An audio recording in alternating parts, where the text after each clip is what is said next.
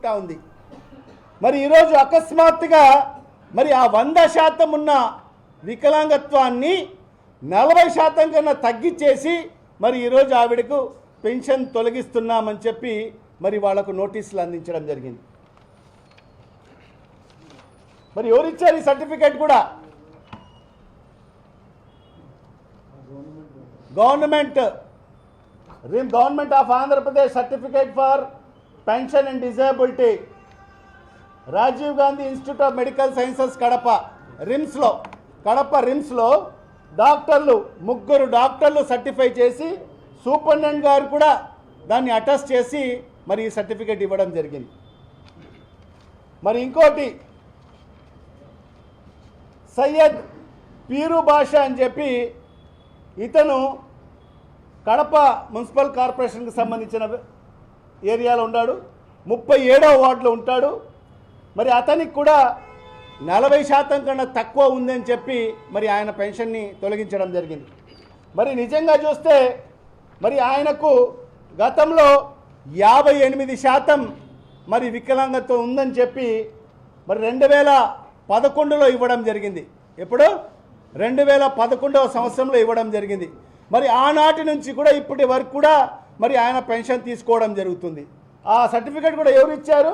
Government of Andhra Pradesh certificate for person with disability, Rajiv Gandhi institute of medical sciences Kadapa, అంటే RIMS hospital doctors. దాంట్లో superintendent గారు కూడా సంతకం చేసి ఉన్నారు. 3 డాక్టర్లు సర్టిఫై చేస్తే మళ్ళీ సూపరింటెండెంట్ గారు కూడా దాన్ని ధృవీకరిస్తూ ఆ సర్టిఫికేట్ ఇవ్వడం జరిగింది. మరి అప్పుడు 58% ఉన్న వికలాంగత్వం మరి ఈ కూటమి ప్రభుత్వం వచ్చిన తర్వాత అది 40%కి తగ్గిపోవడం జరిగింది. మరి ఇంకొకటి వడ్డీ బాబు అని చెప్పి మరి ఇతను కూడా కడప అర్బన్ మున్సిపల్ కార్పొరేషన్ 37వ వార్డులో ఉంటాడు. మరి అతనికి కూడా 40% కన్నా తక్కువ ఇవ్వడం జరిగింది.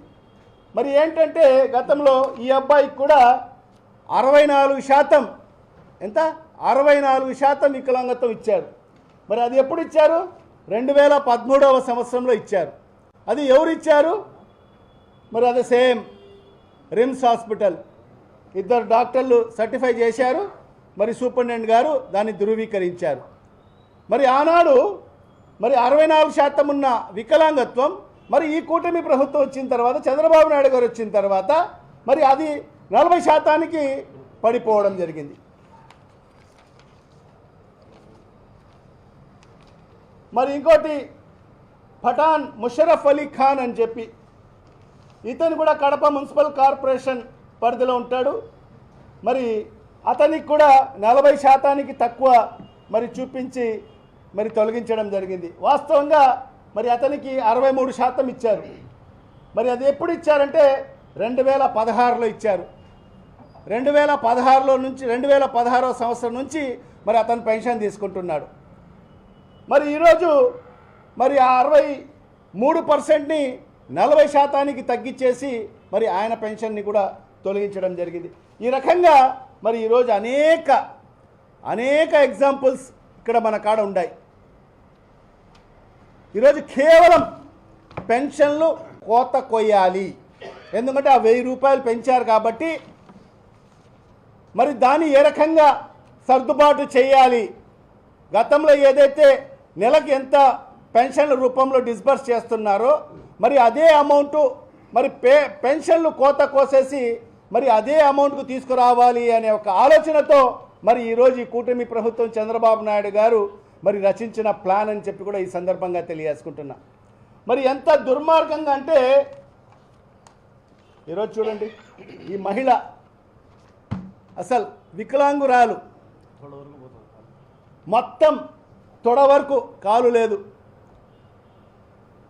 మరి ఆమె వికలాంగురాలు కాదంట.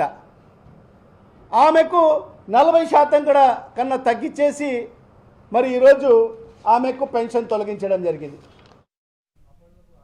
రైట్. కూటమి ప్రభుత్వం దివ్యాంగులకు చేస్తున్న అన్యాయంపై తీవ్ర స్థాయిలో ధ్వజమెత్తారు మాజీ డిప్యూటీ సీఎం అమ్జద్ బాషా. ఇప్పటివరకు ఆయన మాట్లాడిన లైవ్ చూసాం.